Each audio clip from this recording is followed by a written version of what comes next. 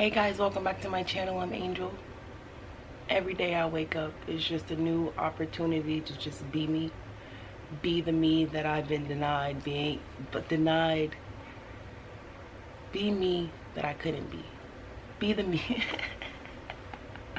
Be the me that I couldn't be my whole life. You know, just getting comfortable with that.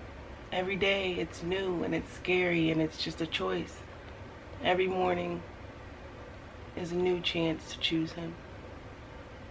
And I'm realizing that because every morning I wake up, I just feel in awe. Like, there aren't really feelings. It's more so of just, I know what I have to do, right? I know all the thoughts that come with what I have to do. So I just have to focus on myself, my goals that I've set for myself, and what I'm going to do in this life. Still haven't figured none of that out yet, but like, I have small goals, just like with my business and everything that I want to do in the world.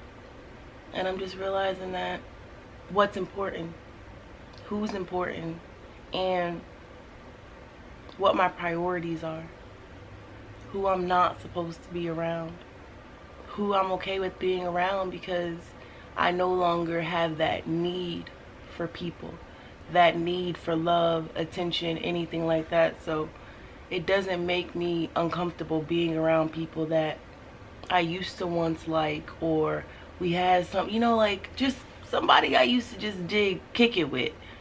Like, I no longer feel uncomfortable being in the room with those people. Just because I know who I am. I know why I am the way I am. I haven't truly accepted all of me, but every day gets easier. Every morning I wake up, I get to choose to accept me for who I am. Doing this was a little hard. I almost talked myself out of it just because it's easy, you know? It's real easy. Like, just get the video, you know? Then I get to work and I have this urge to, you know, like, watch my video because I'm my favorite YouTuber, period. So just doing that, doing this, even though I have no idea what I'm even gonna say, like, it's just all freestyle right now, man. It's just, I have to get comfortable being me. Get comfortable saying that this walk with God scares the living shit out of me, but life scares me more. And I don't want to live life without God because I've lived life without God and it was dark. That's all I can say. Dark. Always been dark. Never seen light. Never had hope, joy, love, compassion, especially compassion. I like that. Not it. God's working on me. But just loving me. If I had any goal right now in life, it's just to keep loving me. Because loving me, I'm seeing how I love my children better. How getting comfortable with me allows my kids access to be comfortable and vulnerable with me. It's like when I look at my daughter, it's like looking at a mirror. But like not the exact same mirror of me. It's just like, I don't know. I'll think about that a little bit today and I'll let you guys know. But like, she's so dope. And she just has it in her mind, you know, like who she's gonna be. Like, and she's 8. So like, wow, that's intense. Okay, you got your whole life just, okay. So like, I was listening to Sarah's new video last night. And Amaya was just talking about, you know, like, Mom, I'm not gonna be like you when it comes to praying and stuff. And I'm like, she's like, I believe in God, but like, I just want to watch like the Proud Family and like YouTube and stuff like that. Like that's what I want to do. And I was like, you know, like, okay, don't want to be in the room with you with all that negative spirit. So I get up and I walk to my bathroom and I just take some time to myself and think about what that really means. And what that really means for her is we used to have a really, really, really okay life. Like I always had money. I always had access to people. You know, she always had little people she can hang around. Like I'm talking about kids to distract her from the fact that I wasn't around. You know, but she always had nice things. So now to be in this position where she has me more, I'm here. But she misses all those things because those things to her at some point were all like, they were nice things. And she sees now a different side of like the struggle. Like I had to just tell her, you know, like, so you think that my life before God was better than this? And I was like, and then like I just gave her a scenario where I was just like, well, before I knew God, I had to give you to your dad.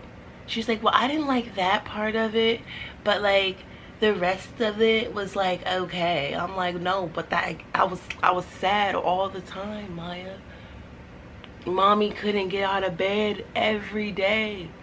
I was always scared. I was always something. But I wasn't happy and I didn't know how to be a mother. I didn't even know that I was preparing you for a life literally without me. Like you got so used to just being with other people that not being with me was okay, because I was always compensating with nice stuff, giving you nice stuff, giving you a little bit of time, you know, answering FaceTimes, you know, always doing that stuff. But the actual mother part of it, I failed. All I did was make myself this woman who made enough money, or I could pay anybody, I mean anybody, to watch her. I didn't have anybody watching her. Like, don't take what I say out of, like, you know, context. Is that the word? I don't really know.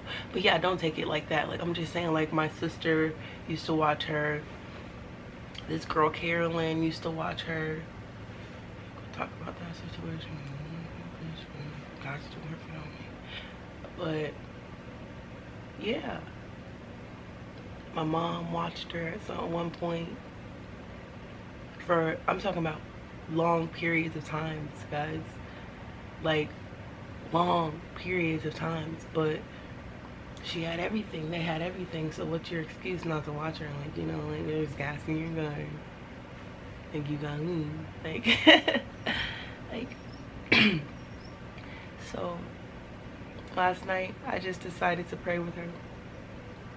And I mean, like, really pray for her. And I don't remember everything I said, but it was just more along the lines of just helping her get the wisdom of knowing what true love is, you know. And then after the prayer, like, it must have worked, because she was just like, Mom, I give you my heart, I give you my mouth, and I give you my brain. And then she literally touched each part of my body as she was giving it to me, and it was just like, huh, that's what you do.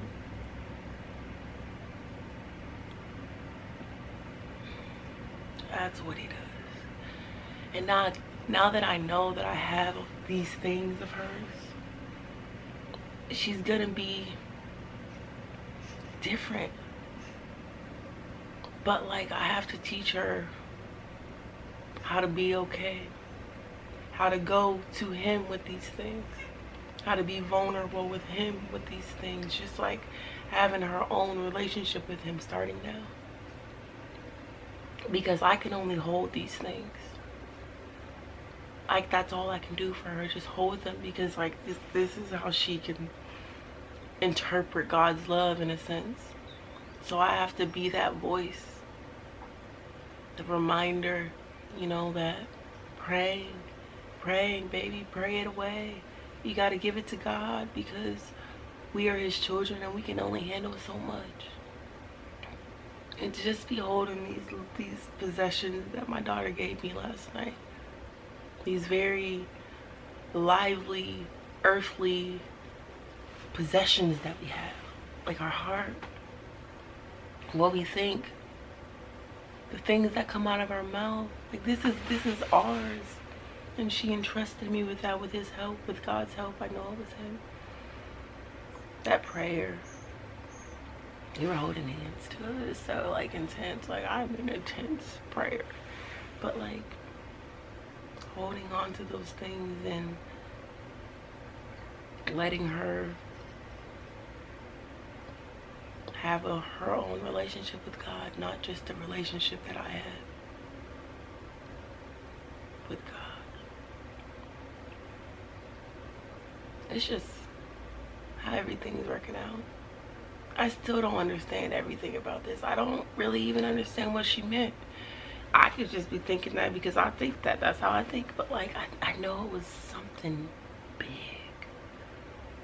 That's how he protects us from hurting ourselves, from hurting others. He takes away things that could potentially make us astray from him. It's the parents' jobs to give these kids the love, the tenderness, and care they need. I'm realizing that she put a lot of trust in me last night. Like, I'm still working on my own heart, mouth, and head. But shawty, I got you, say less. Like, ain't nothing but a word.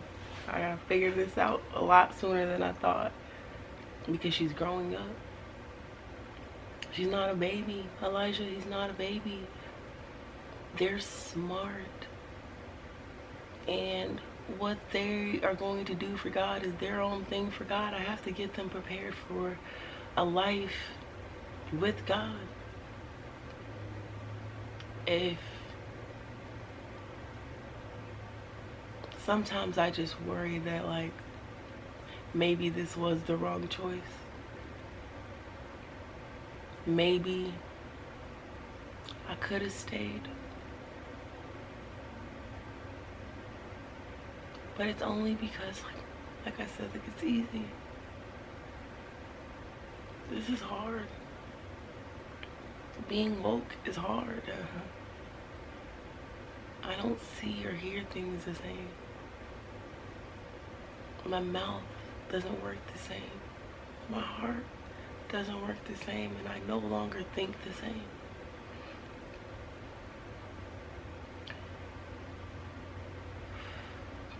I don't know anything. I just wish I did. But at the same time, I don't. I think a life that you don't know what's next is better. It's always like the anticipation of like, is it today? Oh, okay. I'm not gonna stop praising just because I didn't get it today, Lord. You thought you had me, but you didn't. But I have to choose him. Something is happening in my life. Something big. I feel different. I look different to myself. I'm changing. Every day I change. In a good way, the best possible way. And I'm still just in awe of my King. In awe that after everything that I've been through on this journey with him, he's still here. He's still here. Like these 2 years, no, has it been 2 years? Yes. These 2 years of my life have been a roller coaster. A never-ending roller coaster.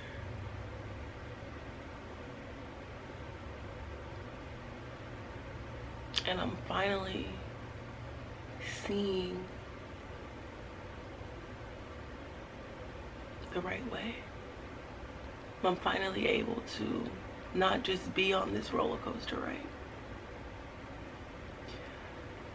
but I've gotten used to the motion of the roller coaster, so I'm able to just look out and see everything at a different vantage point. People, just my children, everything looks different. Everything looks different. And it's so high. It's so high, guys, that it's so crazy that I was once scared of heights because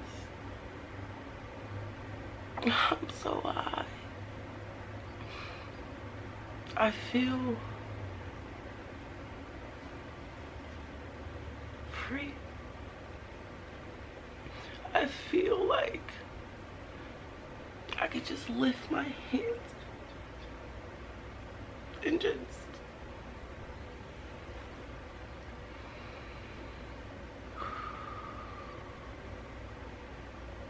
His grace on my life.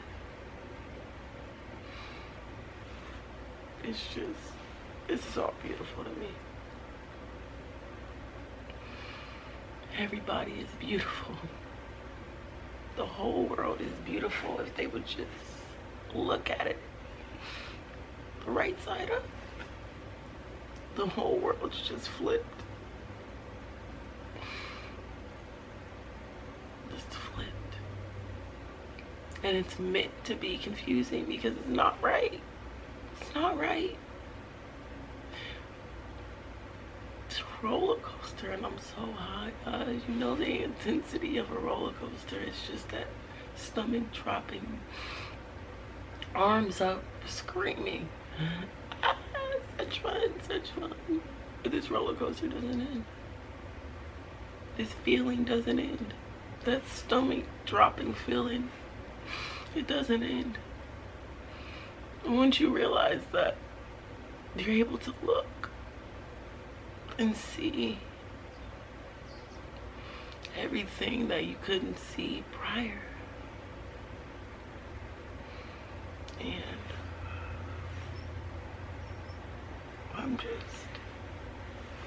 I'm in awe. I'm in awe. And I love this. I still have no regrets. And my choice. Today is my sister's birthday. She's done made 29 years old.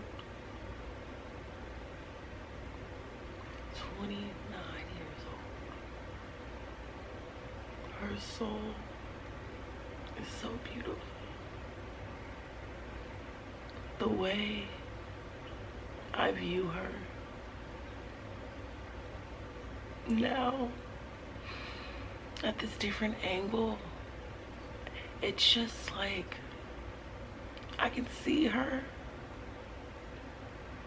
and I can just know that she isn't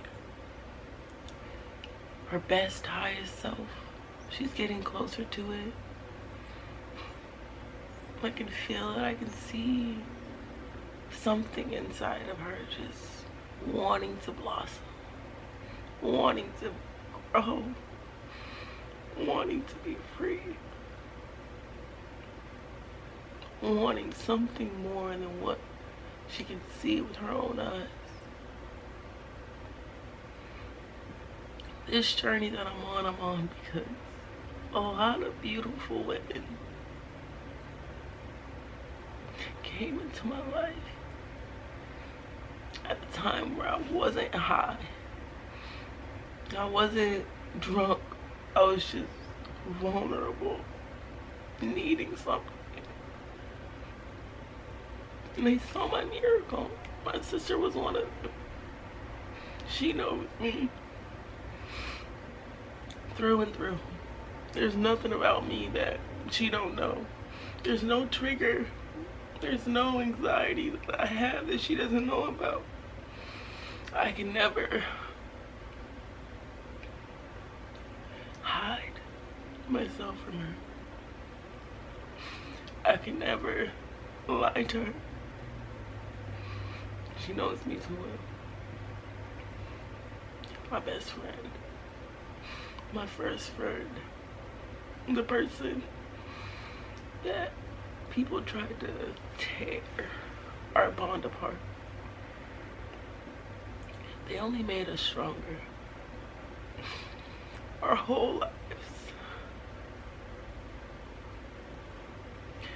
We always wished that we could be each other. The emotions flip. She always wished she could be angry. And I always wished I could cry. And now that I'm crying, I know that she's not crying. These are too many tears just to be my own tears.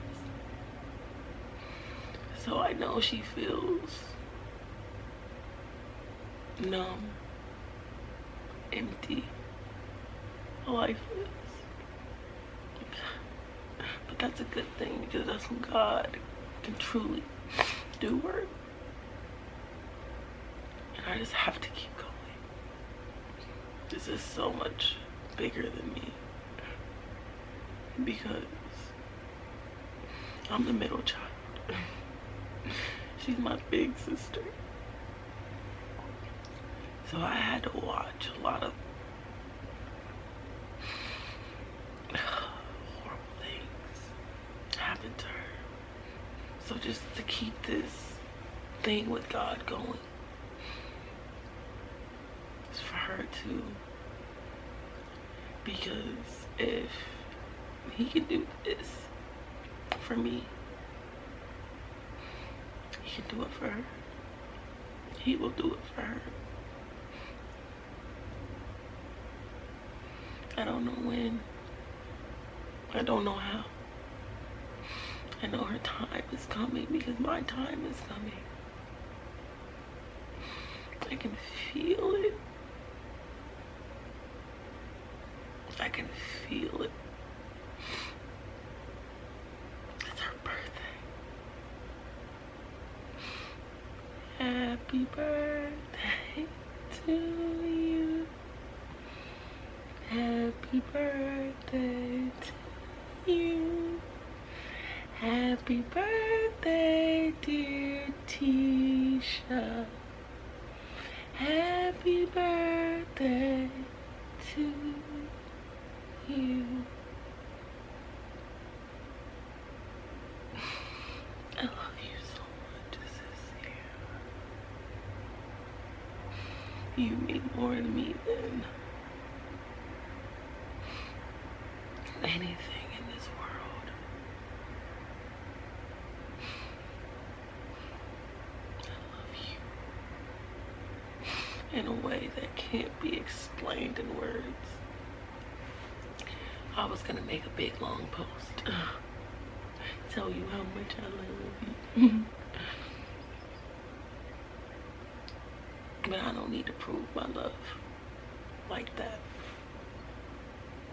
And just know I love you. We're gonna end this video with a moment of silence. We're starting now.